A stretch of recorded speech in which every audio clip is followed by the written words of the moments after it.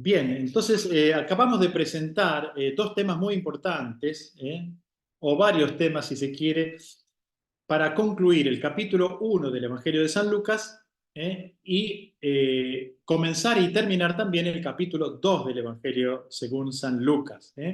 O sea que hemos visto el encuentro de las dos mujeres, así llamado la visitación, el cántico de María, el nacimiento y la circuncisión de Juan Bautista, el cántico de Zacarías, el nacimiento de Jesús y la visita de los pastores, la importancia teológica de la presencia de los pastores, y luego ya entramos en lo que es la última parte, presentación en el templo, o sea, todos los episodios que suceden en el templo, comenzando por la circuncisión de Jesús. No, perdón, la circuncisión de Jesús tiene lugar a los 8 días.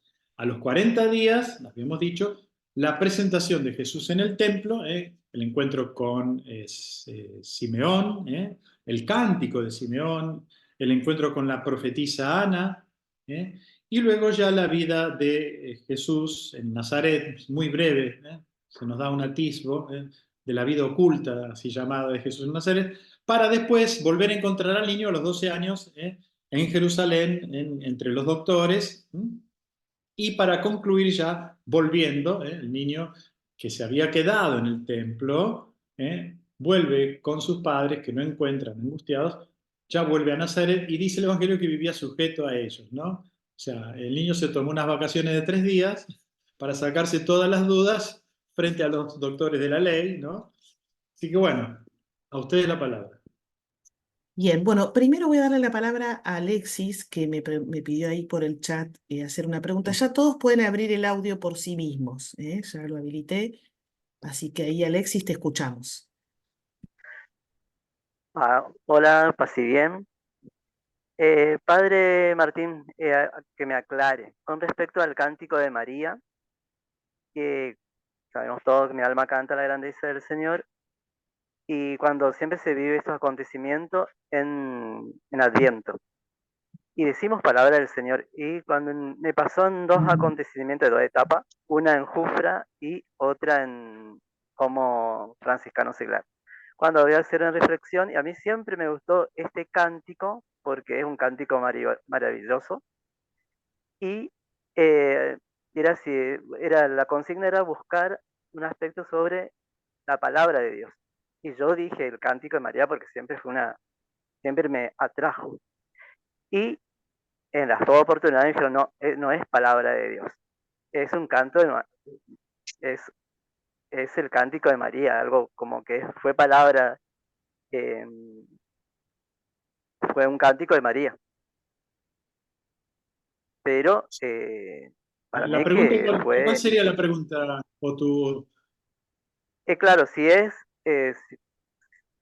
al no ser palabra de Dios, sino, digamos, en ese aspecto del Está cántico de bien, María. sí, sí.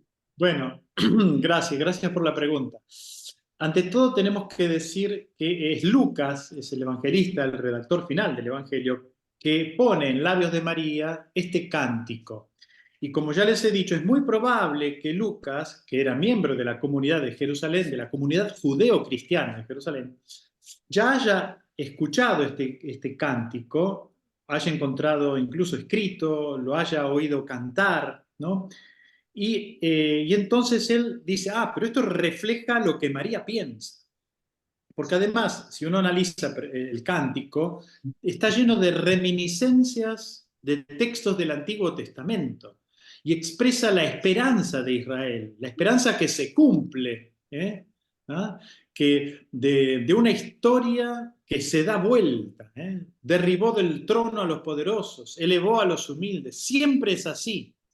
Tarde o temprano los poderosos se caen. En el siglo pasado hemos visto un montón de dictadores y de señores que quisieron que se hicieron la estatua. Después vinieron otros y se la derribaron. ¿Cuánto tiempo les duró el esplendor de esa gloria? Bueno, esto pasa en la historia constantemente. El Evangelio nos está diciendo, somos criaturas, todos somos criaturas de Dios. Aquellos que se quieren erigir no sé qué, o que se la quieren... Yo me acuerdo cuando el Papa Francisco al principio decía, bueno, recen por mí para que no me la crea. Claro, está bien lo que dice el Papa. Claro, porque el riesgo es olvidarse de que somos de carne y hueso. Jesús, el Hijo de Dios, nació en un pesebre, fue recostado en un pesebre, nació como todos nosotros, fue envuelto en pañales. Hay un texto del Antiguo Testamento en el cual el mismo gran Salomón, rey Salomón, recuerda que él también fue envuelto en pañales y recostado, digamos, claro, estaba en el palacio del rey, pero él quiere subrayar que vino a este mundo y lloró como todo niño que viene a este mundo, ¿no? El rey Salomón. Bueno, Jesús, en el caso de Jesús, ¿eh? Entonces, esta es la historia y la narración y el mensaje teológico de Lucas. Por eso tenemos que tomar el Magnificat, el canto de María, como una revelación de que realmente esto sucede en la historia. Sucedió y seguirá sucediendo. Entonces todo es lo que aconteció en el Antiguo Testamento, porque Y es eh, palabra de María, es la palabra, o sea, que María expresa, que digamos, es un texto que Lucas pone en boca de María, que sintetiza la historia de Israel, la esperanza de Israel, y que al ponerla en su evangelio y la iglesia al reconocer el evangelio como canónico, se convierte en palabra de Dios. Además, porque el mismo texto, como ya les dije, si tiene muchas reminiscencias del Antiguo Testamento, que también es palabra de Dios, o sea que, bueno, tenemos palabra de Dios en lenguaje humano. Y acá está lo extraordinario, porque también el Hijo de Dios es la palabra hecha hombre, ¿no? Y por eso nos habla y se nos revela, ¿no? Gracias. entonces ya tengo un fundamento para decirle que es palabra de Dios. Sí. Eh, pero otra cosa, a veces decimos que esto del habla de lenguas, y era tan fuerte esto del Magnificat de María que yo lo expresaba que era una efusión del espíritu, porque dice mi espíritu se estremece de gozo en Dios mi Salvador, como algo en lengua, como una expresión No, no, no, de pero ella, pero el texto no dice nada de eso. sí, pues, Fíjate, por eso. Alexis, que Lucas nos propone otros cánticos. No es el único cántico que aparece en estos capítulos. Tenemos el cántico de Sí, María, después tenemos el sí, sí, cántico de Zacarías, que comienza con las palabras bendito sea Benedictus, conocido como el sí. Benedictus. Después tenemos el cántico de Simeón, o sea, es una nota propia de Lucas, la alegría. Lo hemos visto cuando yo expliqué el anuncio, la anunciación, el anuncio del ángel a María de que van a ser sobre el nacimiento de Jesús. Sí, También allí aparece el tema de la alegría muy fuerte, ¿no? Ya el saludo del ángel Gabriel, Jaire le dice, alégrate María, tú que eres llena de gracia. Y el texto termina diciendo, Hinneni, que sería en hebreo, aquí dice, el texto dice, he aquí la servidora del Señor, pero con alegría, ¿no? María dice, bueno, pero que se cumpla de una vez este proyecto de Dios. El tema de la alegría es típico de Lucas. Bien, pasamos a muchas otra gracias. pregunta. Gracias. Norberto, Buenos días, ¿cómo están? Bien, Norberto. Buen día, padre, ¿cómo está? Eh, Cuando tú nos nos diste la explicación de que por exigencia del censo José debía trasladarse a Belén porque pertenecía a la familia de David, ese hecho parece como forzado. O sea, y además que no hay ninguna prueba de ello. Eso es lo que tú nos has dicho, o yo interpreté por lo menos. Además, Lo que yo dije es sí, que no hay ninguna documentación correcto. ni de la época ni tampoco hoy. Es lógico que así sea. El censo se hace para saber qué persona está en tal lugar en ese momento, ¿no? Para poder disponer de esa persona, estamos hablando de los censos que hacían en el antiguo Medio Oriente los poderosos, que era, el objetivo era disponer de los hombres como soldados y de la gente en general para que pagara los impuestos. Eran los motivos. José no tenía necesidad de ir de Nazaret a Belén. Y Ahora, hay una sí, explicación perdón. teológica. Como el Antiguo Testamento decía que el Mesías tenía que nacer en Belén, entonces ese es el motivo por el cual José se traslada a Belén. Ahí vamos a mi duda, justo. Además yo pensé, ¿cómo va a ser forzado si David era un antepasado de 1000 años? O sea, un antepasado de 1000 años, no necesariamente uno tiene que pensar de que tiene que ser una obligación porque David había estado en Belén. Ahora, cuando Lucas, en 2, versículo 4 al 11, nombra 2 veces a Belén como la ciudad de David. 2 veces la nombra. Exacto. Y, se revive toda la escena de los pastores, de todo ese contexto del nacimiento. También en el Antiguo Testamento, en la primera de Samuel, si mal no recuerdo. Si mal no Bueno, el tema de los recuerdo. pastores, muy Ahora, bien. voy a estar a la duda, para que no te haga perder tiempo. La duda mía es, ¿el nacimiento y la infancia de David quedan como una figura profética que anuncia al verdadero David que será Jesús? ¿O estoy diciendo una Bueno, barbaridad? no. ¿Es profético? Mirá, es una... Porque uno junta el Antiguo Testamento, junta a Lucas y dice, acá rememoraron el nacimiento de David y me están diciendo que tiempo después, muchos años después, 1000 años después, el verdadero David va a ser nuestro Señor Jesucristo. Esa era la pregunta. Sí, bueno, está mal. hay muchas cosas en el Antiguo Testamento y ustedes lo pueden ver en el gran documento del Concilio Vaticano II, Dei Verbum, sobre la divina revelación. Cómo el Nuevo Testamento está latente en el Antiguo, dice. ¿eh? Y cómo revela, mejor dicho, también el Nuevo Testamento está latente en el Antiguo, y el Nuevo lo revela totalmente.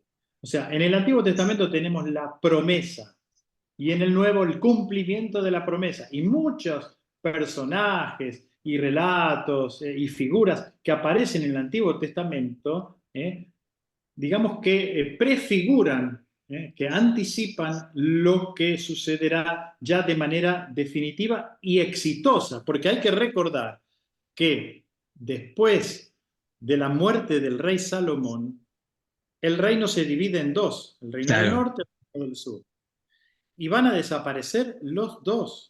O sea, la dinastía davídica cae totalmente. Y entonces la promesa, ¿en qué quedó la promesa? Entonces Dios interviene en la historia, interviene con su propio Hijo para hacer ver que la promesa se cumple, se puede cumplir, ¿no? Y es Jesús, asumiendo la historia de Israel, nuestra naturaleza humana, que hace posible el cumplimiento de la promesa. Cuando Dios cumple, cuando Dios promete algo, después lo cumple, ¿no? O Siempre es sea así. que ese nacimiento y esa infancia descrita de David no es una barbaridad pensar que es una profecía de quién va a ser el No, verdadero David. No estoy no, diciendo algo impropio, digamos, o por lo sí, menos tiene un sentido, digamos. hay explicaciones muy interesantes en los padres de la iglesia, así que bueno, Ah, no lo sabía. muy interesante. Con respecto a los pastores que vos nombraste, esto es muy importante. A Lucas, más que interesarle los detalles, de dónde nació el niño, qué hicieron, si lo lavaron, si no lo lavaron, qué le dieron de comer, quiénes ayudaron a María. No, a Lucas le interesa, fíjense ustedes cuántos versículos le dedica a los pastores. Claro. Los pastores eran considerados nada, la nada. Había uno que habían definido a los pastores como la nada que viene del desierto. Y es verdad que Israel había sido un pueblo de nómades, seminómades, que había sido pastor, que tenía toda una tradición de pastor. Pero cuando llega a la tierra prometida se cambia de vida, una vida sedentaria. Por lo tanto, los pastores son odiados, eran considerados, no tenían derechos, no podían salir de testigos. Los pastores, además porque a veces eran violentos, entraban en los campos de las cosechas y les pisoteaban todo. O sea que además sabían los pastores que eran pecadores, eran considerados como igual de pecadores como los recaudadores de impuestos. O sea, para ellos no había salvación. Por lo tanto, el mensaje de Lucas es apareciéndose, claro, al principio, ¿por qué dice el texto que se llenaron de miedo? Porque dice, bueno, nos va a destruir, esta luz celestial nos va a destruir, porque somos pecadores. Y sin embargo, estos que piensan que son pecadores reciben el anuncio, como diciendo, no teman, les dice el ángel. Hoy les anuncio, acá está la belleza del Evangelio. Muchas veces pensamos nosotros que estamos condenados, que ya no tenemos salida, que todo... No, no, para Dios todo es posible. Podemos retomar nuestra existencia. Él la hace nueva, por eso ha venido. Entonces, y bueno, ¿y los pastores qué hacen? Escuchan, obedecen porque van a verificar. Que también lo que van a verificar es una cosa tan sencilla. Un niño recién nacido, envuelto en pañales, acostado en un pesebre. ¿Se dan cuenta? Y después salen anunciando. Y María se va enterando, es interesante. María se va enterando. Primero, por Isabel se entera de que ella está embarazada. Después se entera por los pastores que este niño no es cualquier niño. Y lo mismo a través de las palabras del viejo Simeón, ¿no? O sea que se dan cuenta, son todos personajes que reciben el anuncio y que después se convierten en nuevos anunciadores o profetas o apóstoles.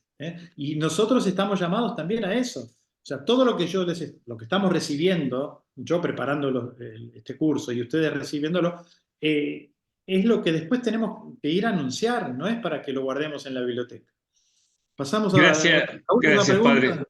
Sí, yo quería, perdón Eduardo que me adelanto a tu mano, por eso yo levanté la mano también, porque me quedó una duda muy significativa en esto del censo que decía Norberto. Si yo no entendí mal, Martín, vos dijiste que el sentido teológico por el cual José decide ir a Belén es para que se cumpla la escritura. Esa es una primera pregunta. Y la segunda es, vos dijiste que en Belén era una ciudad revoltosa contra el poder del rey No y la por ciudad, eso... sino de que había grupos de rebeldes, lo dice el padre Dolio, ¿no? En una ciudad de rebeldes, o sea, una ciudad porque ellos sabían por la Sagrada Escritura, por el Antiguo Testamento, que de ahí tenía que venir el rey Mesías. Entonces, era un ambiente propicio para que se armaran estos grupos revolucionarios contrarios a Roma. Lo que pasa es que ellos pensaban en una liberación de tipo político, sociopolítico. Entonces, José, según el padre Dolio, quería evitar que se lo confundiera a él, siendo él miembro, descendiente de la familia de David, justamente con uno de estos personajes. Entonces, por eso están en Nazaret. Y parece ser que, bueno, sabéis que también José conocía las escrituras, pero más que José aquí es Lucas. Hay que entender que es Lucas en su redacción final que quiere subrayar que se cumplen las escrituras, que en Belén van a ser el futuro Mesías, como lo anunciaban las escrituras. Va por ahí la cosa. Bien, Muy probable que también José lo supiese y bueno, y quisiese. Pero fíjense ustedes que José no vuelve a Belén. Dice, No, claro. dice que se vuelven a Nazaret porque estaba Arquelao y tenía miedo de que asesinaran al niño. O sea que, bueno, además eso también quiere evocar otro texto del profeta Oseas: de Egipto llamé a mi hijo, ¿no? O sea, como ustedes ven, el Nuevo Testamento está lleno de reminiscencias del Antiguo Testamento y lo que subrayan es el cumplimiento de la promesa y el curso de la historia, que es Dios el Señor de la historia, que es el que lleva adelante la historia, más allá de que los hombres piensen que son ellos los grandes protagonistas, ¿no? Bien, y no, y después las casas cueva en Matera las estuve googleando, perdón, mientras vos hablabas, Sí, sí. pero qué belleza son esos lugares. Ah, ¿Vos por bueno, qué mencionás yo se las voy a específicamente? mostrar. Les voy a mostrar, a ver si abro acá una imagen. Algunas tienen incluso una habitación hecha, como si uno se Si pudiera me hospedar ahí. permitís, si me permitís, voy a compartir pantalla y les muestro la imagen. A ver si puedo compartir pantalla y mostrar la imagen. A ver si la ven ahí. Sí, se Ahí, ve, sí, ahí se ve. se Miren lo que ve. es eso. Wow, wow. Miren lo que es. Bueno, Belén es muy similar, digamos. ¿Eh? Asiria se le Ajá. dice. Son casas que se construyen en la roca y entonces se les agregaba en la parte de adelante, a veces se les agregaba en Belén se le construía como un techito, se ampliaba el ambiente y en el fondo, digamos, estaría el pesebre en la parte en la parte interior de la casa, ¿no? Un pesebre pequeño, no un gran establo, con algunos animales, el forraje, bueno, y por supuesto en pleno invierno ¿eh? Eh, el lugar más adecuado para que el niño y más natural, así, de un calor natural de los animales, ¿no? En cuanto al pesebre, no hay ningún problema en el texto. El problema está en el albergue, no es albergue, es cataluima. Cataluima es la sala de estar. Es el mismo término que se va a utilizar cuando Jesús le dice, vayan y preparen la sala para la última cena. Bueno, cataluima. Porque Lucas, para hablar de albergue, utiliza otra palabra griega, que es la misma palabra que utilizará después para la parábola del buen samaritano, cuando lo lleva a este pobre que encuentra en el camino, lo lleva a un albergue. Pandogelion es la palabra griega que usa ahí. Bueno, son dos palabras distintas. Entonces, es una mala interpretación de que María y José no sabían dónde. No, no, ya mientras estaban, no es que llegaron y no encontraban el lugar, no, ya estaban hacía varios días que ya estaban en Belén, cuando le llegó el tiempo de dar a luz al hijo, en la casa de los familiares de José, ahí entonces, no es que lo tienen al niño en pleno invierno en la sala de estar, que es una sala fría, sino que lo llevan atrás, donde están los animales, que es más acogedor, y ahí donde da a luz, en un lugar de mayor intimidad, María da a luz a este niño increíble. Ya sé dónde quiero ir el próximo viaje, ahí a las cuevas de Matera.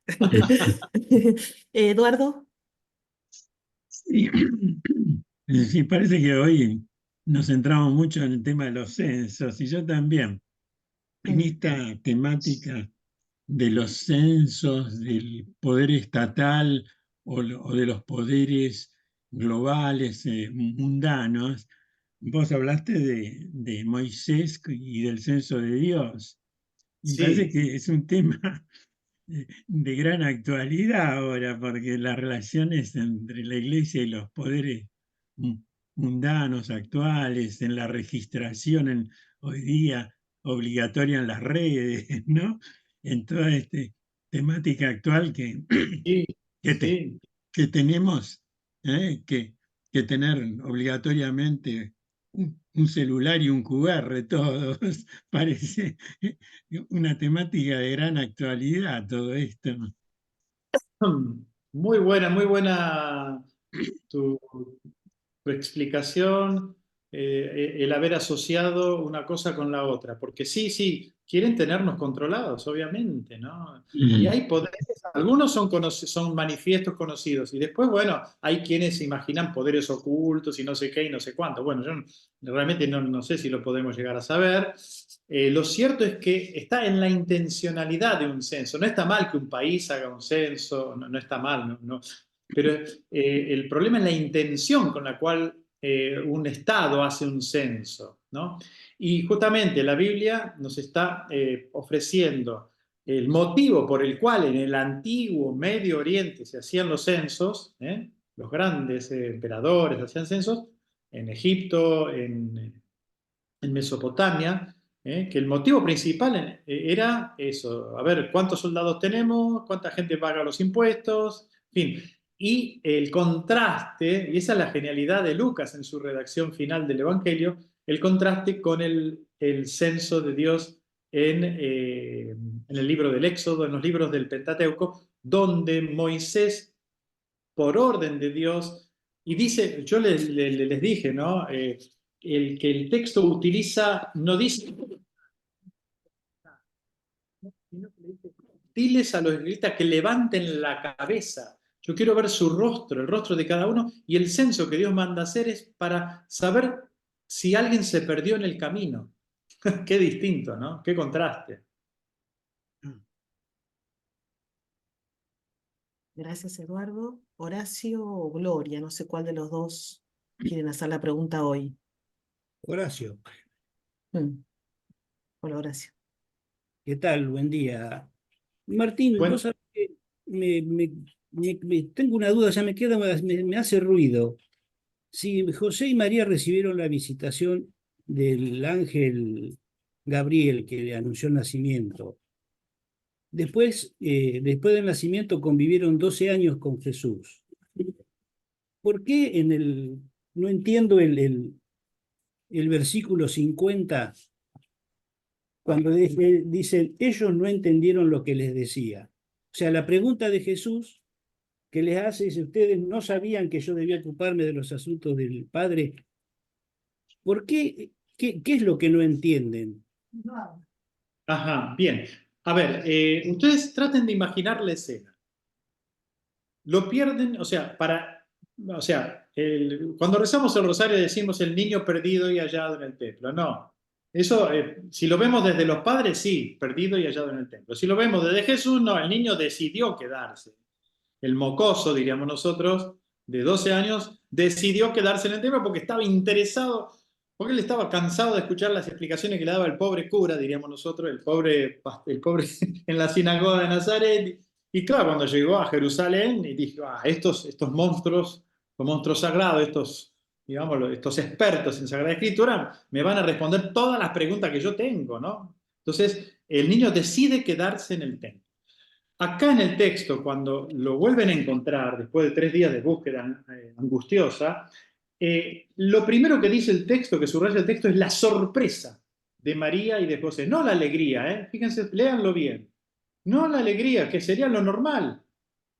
Los padres se alegran de encontrar al hijo, no, quedan como sorprendidos, como diciendo, como estupefactos, pero ¿qué está haciendo acá entre los doctores? Además, piensen ustedes, un niño, uno de 12 años que llega a Jerusalén, ¿dónde va a ir? Al templo, obviamente. Pero en el templo, ¿a qué parte va a ir? Y por lo menos va al lugar donde se hacen los sacrificios, que por lo menos hay un lindo espectáculo, o donde están cantando la música.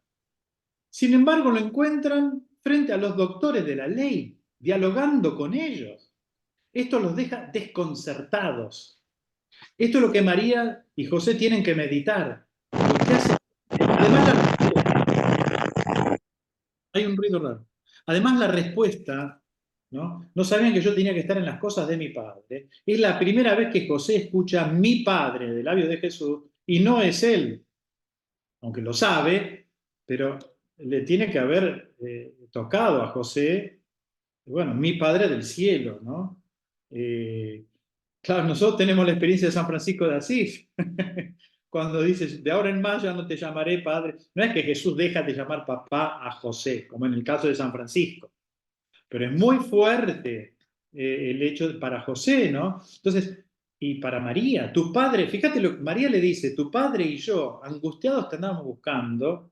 Entonces es para meditar la respuesta del mocoso. ¿Y por qué me estaban buscando? No sabían, ahí está, no sabían.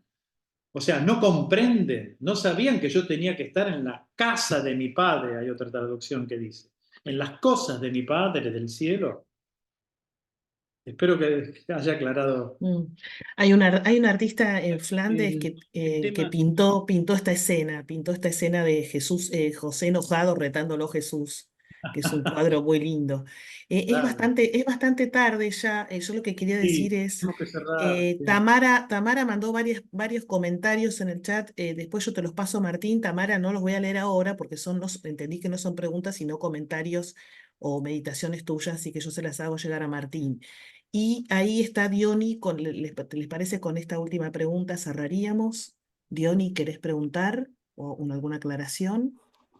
Hola, sí, más o menos era lo que se venía hablando recién en la pregunta anterior, pero a mí me gustaría, si se puede explayar un poquito el padre en cuanto a Lucas 2, capítulo 2, versículo 8. En esa región acampaban unos pastores que vigilaban por turno sus rebaños durante la noche.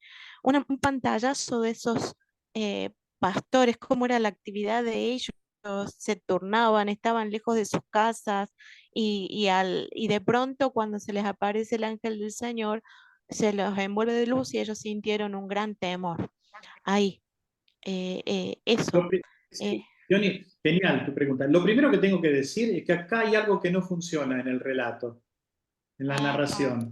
ajá, Porque si estamos en invierno, los claro, pastores ay, no pueden estar, el rebaño tiene que estar metido adentro, todo adentro. metido, claro, Claro, acá ya hay algo que no concuerda sí, con lo que históricamente. Por eso esto vuelve a subrayar el hecho de que no se trata de una anécdota, de una narración, digamos, eh, puntillosa, una cronología de tal los hechos, cual, cronológica, claro. sino que el evangelista quiere transmitirnos un mensaje teológico.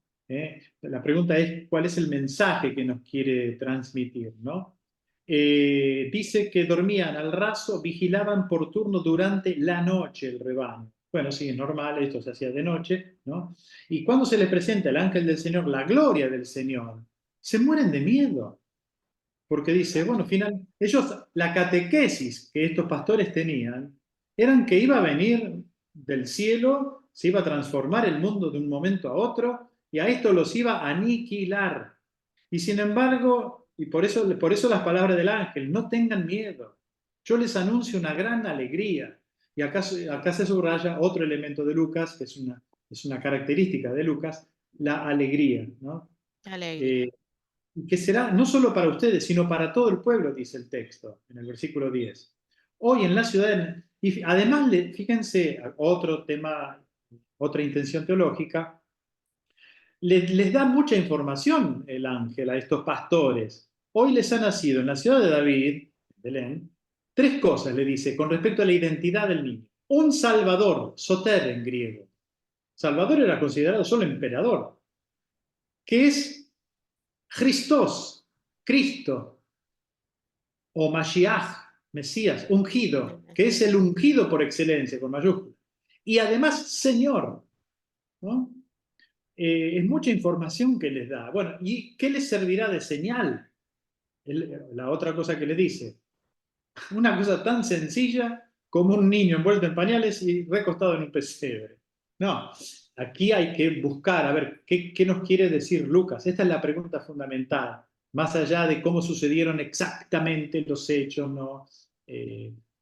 Así que bueno, o sea, y además, fíjense, con esto concluyo, eh, las palabras del ejército celestial, ¿no? Que se le unen al ángel, alabando a Dios, fíjense, están en confrontación con el ejército romano, Romano, sí, ¿no? sí. O sea, mi reino no es de este mundo, va a decir Jesús, ¿no? O sea, el ejército celestial que alaba a Dios, ¿y qué dice? Gloria a Dios en las alturas, y en la tierra paz a la gente a quien Él ama, a quien, o sea, este Dios que se complace en nosotros, así como se complace en su propio Hijo, también nos ama a nosotros, no es a los hombres de buena voluntad, no, la benevolencia es la que Dios tiene para con cada uno de nosotros. Fíjense cuántos mensajes hermosos que nos transfiere, que nos reporta Lucas en el día de hoy, ¿no? Bellísimo, me voy con esa gran alegría de la buena noticia. Muchísimas Gracias. gracias. Bueno, a ustedes. Bueno, y yo he tenido una alegría esta mañana porque cuando salgo de mi habitación me encuentro con una gramática griega, una introducción al estudio del griego del Nuevo Testamento de quien fuera mi profesor, el padre Félix Cisterna, que en paz descanse, falleció hace muchos años. No se imaginan la alegría que me dio, y esto lo descubrieron los postulantes que están acá en el convento, limpiando Mm, un lugar que estaba lleno de cacharros y valijas viejas. Bueno, se ve que alguno que estudió esto lo dejó ahí y bueno, me alegró la Qué mañana. bueno, qué bueno, qué bueno. Gran profesor, gran biblista. Bueno, yo creo que es uno de los que me transmitió la alegría y digamos, la vocación, mi tercera vocación, que es esta de los estudios bíblicos, ¿no? Mm. La próxima en griego nos da la charla. Vamos a empezar con el griego. Bueno, por lo menos les voy a mostrar algunas palabras. Sí, sí, sí. No tengan miedo.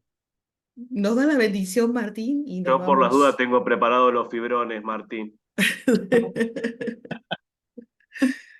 Sí, bueno, no se olviden de rezar por mí, por Débora, por Verónica, por Carla, que es el equipo Verónica está en España, además en este momento está ahí lejos, Verónica nos está en está España, que acompañando. está visitando a su hijo. Bueno, genial, la verdad es que estamos armando un equipo que tiene mucho entusiasmo y bueno, sigan rezando por nosotros una Ave María y ya les doy la bendición.